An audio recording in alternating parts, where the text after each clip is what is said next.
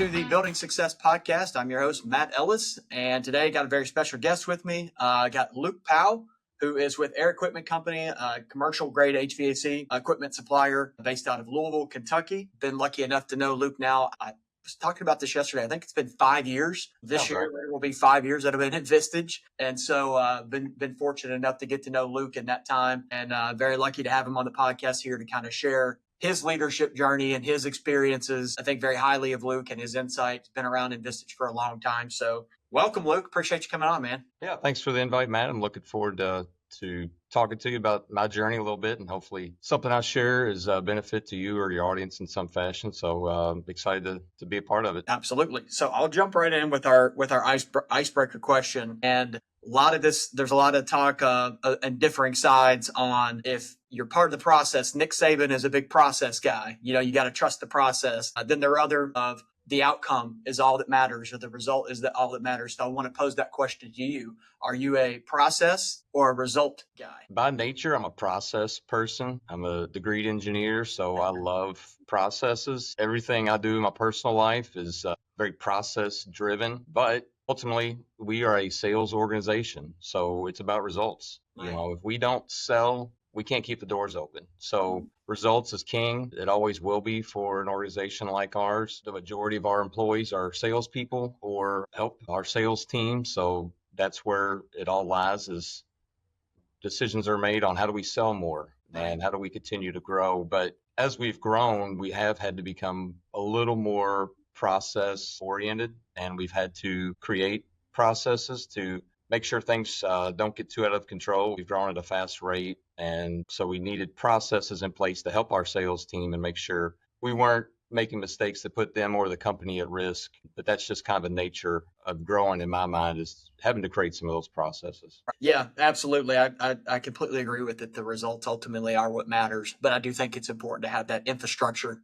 there that can help to provide that roadmap for how you get there. So past that, can you talk a little bit about your journey? Talk a little bit about Air Equipment Company. And I know you've been there. Did you say 19 years yesterday? Is that correct? Almost 24 years. Almost 24. Okay. Yeah, So I've been there a while. Can you talk a little bit about your journey? You talked about being a degreed engineer. Talk a little bit about Air Equipment and how you wound up there and kind of what you guys do.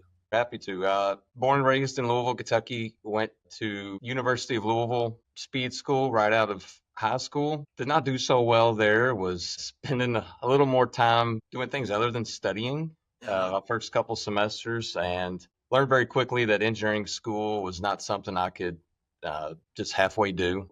Really needed a change of scenery. I'd been accepted to Purdue right out of high school, so thankfully they were willing to still accept me a year and a half into my college career. So I transferred to Purdue, graduated there in 2001. So it took me, 5 years to get a 4-year degree. But, at the end of the day, it's I still got it.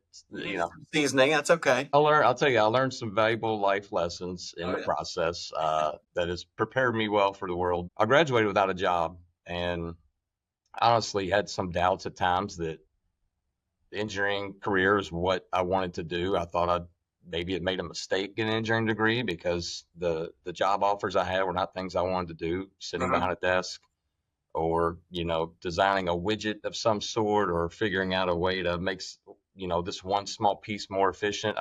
That didn't appeal to me. Fortunately, through a friend of the family, I had an opportunity to come interview at Air Equipment Company for a sales engineer role. I had no background in sales, but been 3 months since I graduated. I was like, I need a job, so I'll go talk to these guys. So came and talked to them, and at that point, it was a 3-person company. It was 2 salespeople and an admin. They had some customers they couldn't take care of, so I just needed another salesperson. So thankfully, they gave me that opportunity, and it ended up being a great fit for me. So for the first 10 or 11 years of my career here, I was an outside salesperson, and I was calling on contractors, end users, industrial customers, selling them at the time, a limited product offering, but really was able to kind of cut my teeth in the sales world and learn lessons, hard knocks, and just learned how to be a salesperson, be really persistent. Dating myself, but this is early 2000s. People were not using cell phones to communicate much back then. It was a little bit slower pace. Quotes were being faxed still to a lot of customers. And so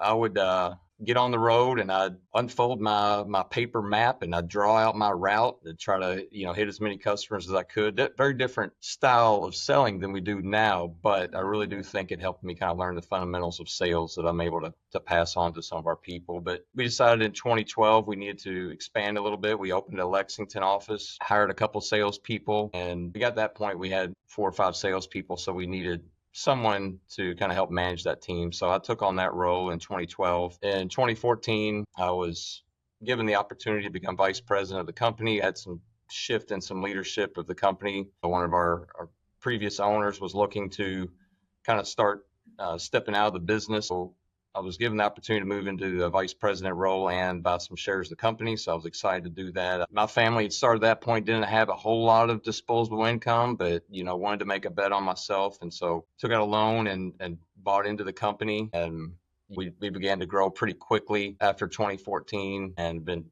adding people ever since and been through some rough times. 2008, we saw a little bit of a downturn. Our downturn in our industry was a year or two after that. We saw that. We worked through COVID. So I've seen a lot as a sales leader of our organization. In February of 2024, last year, we were acquired by a company out of Dallas, Marathon. It's a private employee-owned company.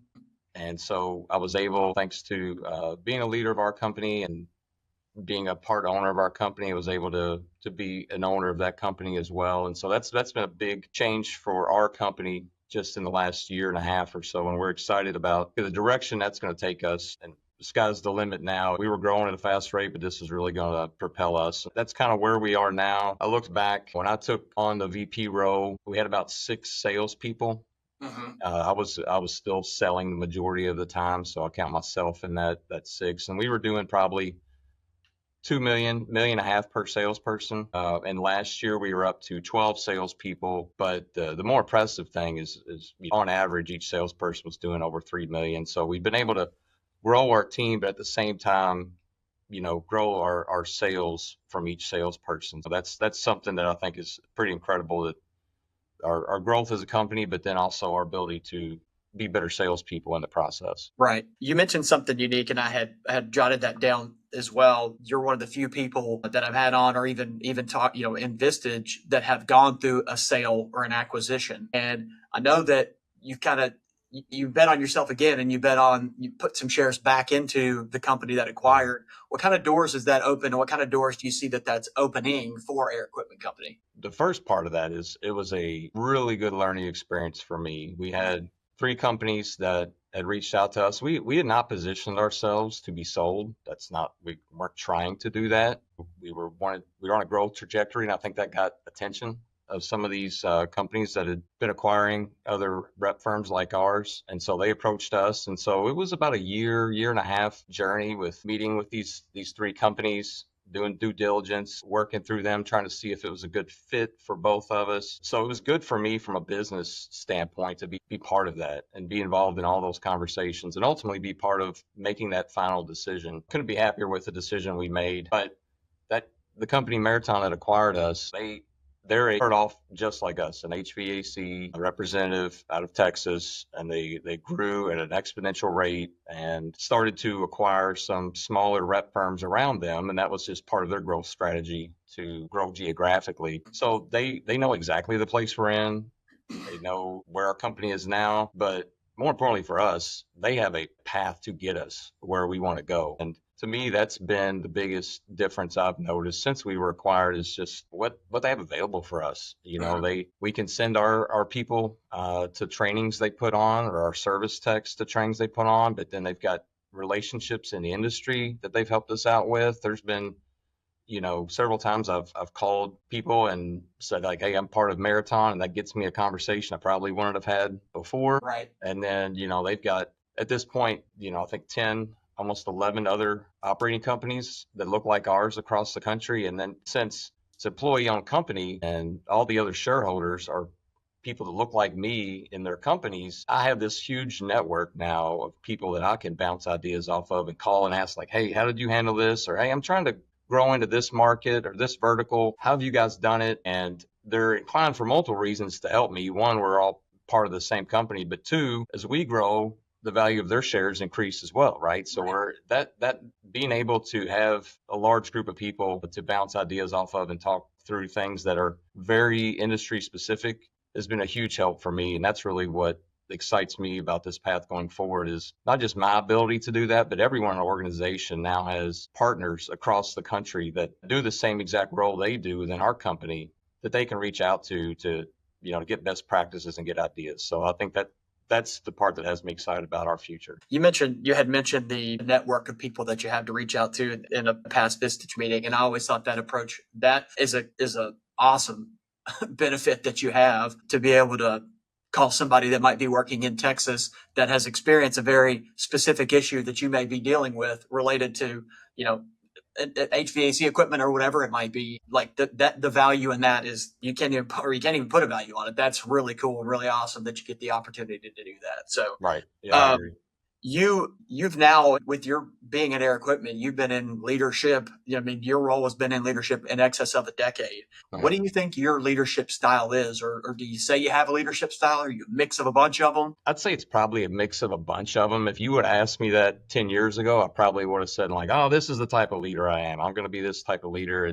But being a leader will humble you pretty quickly. And I've learned that my first couple years leading and managing and holding people accountable, I had a way I wanted to do it, and I tried to forcefully do it that way. I learned some lessons the hard way. I've always tried to lead by example. I think people here recognize that I've got a background in sales and I've been doing what they are doing. I did that for a long time. I still try to stay involved and be on the front lines as much as I can, be involved in projects, be involved with customers, just so they feel like I'm not asking them to do something I haven't done or that I want to do myself. I always try to be an advocate for the team too. I think it's important as we've grown. There's been a lot of changes, especially being acquired by a company. There's a lot of people internally that weren't sure what that was going to mean for them. And I try to make sure that they know that I'm always going to be an advocate for the people that report to me and to our sales team. And when decisions are made, I want to look at it from their point of view. And I want them to feel like as their manager, as their leader, that I have their best interests in mind when we're making decisions. And ultimately, I think it boils down to trust. If the team doesn't trust me, then we're not going to succeed in our goals. And we talk about the trust pyramid a lot around here. The foundation is trust. And look, there's lots of times that I make withdrawals from that trust account that I don't intend to, but I know I've lost some trust, and I have to go out of my way to put deposits back into that trust account to gain that trust back with people. And there's decisions that are made that people feel weren't the best decisions or that they were not part of. And sometimes there are decisions that need to be made unilaterally, and you have to explain the why behind that. But people still aren't happy about that. So it takes some time to build some of that trust back. And I've learned some people need to be motivated, others just need a direction to help you point them in that direction. Some people need to be encouraged. Some people just need to be reined in sometimes. You have to, I'd say the biggest thing I've learned being a leader is that each individual is different, and each individual needs to be led a different way. And the challenge is to find out what that way is and help them. There's five things that I have written here on my monitor that I always look at I feel that are my job as a leader and a sales leader of this organization. That's to motivate, to focus, to help execute, advise, and to develop the team. And so when I'm looking at what I'm doing with my day, I need to make sure that I'm doing one of those things to help the people on our team. Right. You mentioned managing people differently. And not only is it managing people differently, it's managing different generations differently. You've seen it, and it kind of leads into my next question, but you've seen, and I'm sure you've interacted with Gen Xers and millennials and now Gen Z and all the different, it's wild that a generation can be shaped so differently, but you manage those generations. And then within those generations, there are some commonalities, but then you have to manage that person differently. And that kind of leads into my next question. The buzzword right now probably should have been a buzzword for decades, but the big buzzwords right now is culture and, culture. And there's all these leadership quotes about it, and culture eats strategy for breakfast, and all these things. I'm curious if you have an opinion on culture, strategy, both, what your take is on that. Yeah, this is another one of those that I'd say I've evolved over my career. You asked me this a decade ago, I'd say it's all strategy, Right. But you're right. Having three different generations in our office and three different generations on our sales team has been challenging at times, and but I think it's a benefit to us Mhm. to have that and to have people see like there's more than one way to do things. There's more than one way to approach situations. Culture is without a doubt very important to our company. And I say that because we've seen the negative impact of having someone in our company that is not on board with the culture we're trying to have here. Mhm. And we've had salespeople that were good at meeting their numbers that just didn't meet or didn't align with the culture of the company and didn't want to Mhm. be a team player and didn't really see the need to do certain things or to involve other people in decisions they were making or involve other people in their projects. And we had to let them go. And those are tough decisions to make when you've got a high producer that doesn't align with what you want your company to be from a culture standpoint. I'm sure there's a lot of companies still, and definitely a lot of companies in the past that would never have made that decision. Like, really, you're not gonna? Why would I get rid of my top salesperson because they don't fit the culture? Like, how's that helpful to the business? But I can honestly say I've never made a decision around letting someone go because they weren't a culture fit that I regretted. So I think, and we've had and look, there's been over the last couple of years a lot of companies that have had trouble hiring people and finding good people to bring into the company. And honestly, we have not had that problem. And I attribute a lot of that to the culture that we have and that we display in our market. And we have people coming to us wanting to work here because they hear about our company. They see it on display. They see kind of how our team interacts, the things we do. We run a basketball league. We Mhm. invite customers to. They see us doing that, and they see how our team gets along. We have events outside of work that we post on social media, and I've had people comment like, "Man, it looks like it's a fun place to work. It looks like you guys really enjoy being around each other, and you're good at what you do." And so that's all culture, and that's something we've purposely been very protective of. And there's several people I've interviewed that on paper they look great, and with every hire that I bring in the sales team, I'm not the only one interviewing them. I interview them, and then I'll have other people that they're going to interact with daily. I'll have them do an interview with them too, and I got to get buy-in from those people. And there's been several times where I'm like, I think this person will work good for us, and then some of our sales team goes out to lunch, and they're like, Yeah, I don't know, they're going to fit in. I'm like, all right, we're moving on. And so that I think that helps with the culture too. They feel like they've got a say in who gets brought into the team. Right. It's funny you say that. We have come a long way from that perspective as well. And I think you and I are similar in our mindset. A decade ago, I would have said the same thing. It's strategy and it's not even a question. Now we're so culture is at the forefront of our mind when we're doing an interview. And we've got our multiple stages. They're going to talk to our CPO first, and whoever the sector head is at that sector that we're looking at them for. And if they're not a culture fit, they're not making it past those first two layers. Yeah.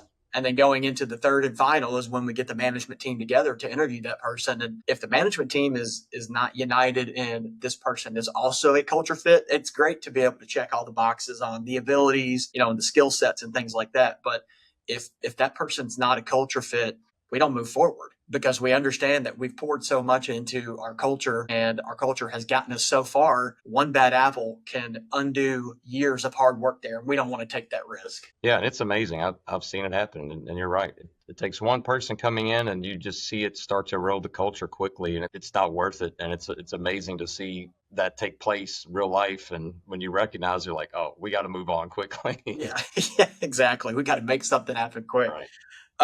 Curious, man, what in your career, you've been there, obviously been there a long time, 24 years, you said, what do you see as being one of your biggest roadblocks? Something that bogged you down, whether it was a decision or anything like that just kind of bogged you down, or you look back and go, man, I wish I would have done that differently. Yeah, I think the roadblocks that I see most often, I think, are things that are out of our control that maybe we didn't recognize early enough. There's been issues with supply chain, construction activity, even vertical markets that are taking off. A lot of times I feel like we operate in a little bit of a bubble where we've got certain types of projects we feel like we thrive in that we really look to. And a lot of times there's been several times in the past where that particular market it started to dry up and we didn't recognize it early enough. And we didn't, in my opinion, pivot fast enough to kind of see where's another direction we can go to maybe sell something different or to Mhm. sell something new to our existing customers or to just get into a completely new market. And that happened during COVID. That happened during the recession. I think back to 2009, 2010. We were mainly doing research laboratories, hospitals, a lot of higher ed stuff, and that market dried up instantly. Right. And we were in a spot where we're kind of looking around like, uh-oh, what are we going to do? That not having that vision, I think, hurt us. And we were fortunate we were able to quickly pick up several different manufacturers that we hadn't sold, different types of equipment that opened new opportunities for us at the time. But it would have helped us. We had a dip for a year and a half, 2 years, and I think we could have avoided that if we would have had a little more foresight in that. So that's something I try to do better now. Through Vistage, we've got some good resources just to kind of look at a macro level, what's going on with the economy Right. nationwide, but also by region and per different vertical markets and sectors. And so I try to pay a lot more attention to that than I used to try to help make sure I don't put our team in a spot where we don't have anything to sell or where the typical markets we sell into have lost funding or they're going to be put on pause or there's economic downturn or interest rates are causing construction to slow up and we're caught flat-footed. So those are roadblocks that we've come up against in the past that I'm trying to be proactive now and try Right. to look into my crystal ball as much as I can and try to figure out what's coming next and how do we prepare ourselves so that we've got some diversity no matter what happens. Yeah, I mean, you think looking at any kind of leading indicator you can look at, but just think about in the last 5 years, just what we've experienced. Obviously, COVID in 2020. I remember sitting on Randy's patio probably in 22 talking about 12-month lead times, for 40 to 50-week lead times on some of your all's equipment, which is a significant hurdle for you guys to have to adjust. And suppliers telling you this pricing's good for 3 days, or I don't know, I don't remember what you said, but I know it was something insane because of Yeah. how volatile the pricing was. And then in the last 5 years, hiring has been wild and being able to get good people. And I know you said that you guys have been successful with that, but finding people, and then now we're experiencing some uncertainty around tariffs and everything like that. It's just like, just when you get, I think you got your footing under you, it's just, you got to stick and move. Yeah, and it's, you mentioned it earlier, but a situation like we're in now with uncertainty in the construction market and Mhm. uncertainty around pricing, based on tariffs and other economic situations that are going on right now, that's where being part of a company like Marathon has helped too, because I can call around and say like, hey, what are you guys saying to your customers, or what kind of language are you putting on your quotes? And so, rather than just me and the leadership here at Air Equipment Company trying to figure out how we should navigate this, we've got other resources that help out. But yeah, I mean, and that's part of being a leader is determining what's best for your team and for the company. And there's been lots of times over the last couple of months where a salesperson's got a big quote going out and they will come to me and say like, hey, the contractor wants us to guarantee pricing. What do I do? And it's part of my job as a leader to have an answer for Right. that question and understand, you know, does that hurt our ability to secure that work? What are we seeing in other parts of the country? What's this particular customer hearing from our competitors? And the more information I can gather, the better decision I can make. And being able to gather information from lots of resources has really been helpful to navigate this latest challenge. Yeah. So talking about you've been being at Air Equipment for 24 years, that is unique in that you don't see people staying at companies that long anymore. Right. I'm Right. curious kind of about where you want to go from here. Three kids, correct? Is that correct? Four. Four kids. Okay, four kids. I couldn't remember. All right, so four kids. You've been doing it for 24 years. What do you see yourself doing? Where do you want to be in 10 years? Are you even considering the big R word, the big retirement word, anytime here in the near future? Where do you want to go? No, I'm not retiring anytime soon. Yeah, my four children are 15, soon to be 16, 14, 12, and 8. And so I got a lot of runway left. I'm not going anywhere anytime soon. And I don't want to, honestly. I enjoy what I do. There's very, very few days that I wake up and don't want to come into work. And it's always been that way. And I'm really blessed to have a position and be with a company that I can say that about for over 2 decades. And so what's next? Lots of things. And that's really what has me excited is where we're going to go in the future. Now, there's some things that I think are on the map for us now that were probably unattainable a couple of years ago, at least not at this rate. So, we're expanding into the water side of our business, hydronic side. So our company's air equipment company. So we've always dealt with, heating and cooling air, indoor air quality, ventilation, that type of thing. So, the way that air is heated and cooled in a lot of situations is through water. So you have to create chilled water, cold water, or create hot water. So now we're kind of branching into the machines and equipment that create that chilled water and hot water. And so that's a new venture for us. That's got me excited. That's something I'm working on every day. So there's a big opportunity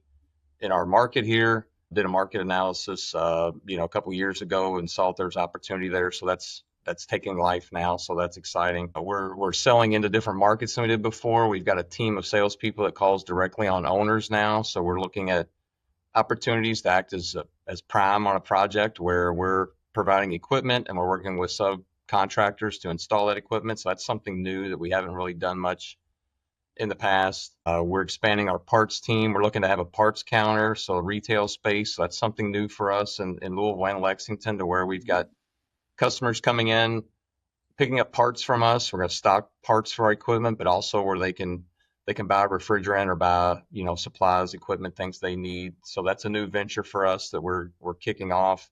So a lot of things, but honestly, like, all this requires people and good people. And we talk about these things and it's all about, okay, we're expanding, but we got to expand our team and we got to bring in the right people. And, I'm excited about that, about being able to bring people in and just have opportunities for new hires, but also the existing employees in our company be able to present new opportunities for them, right? And I think we counted it up earlier this year.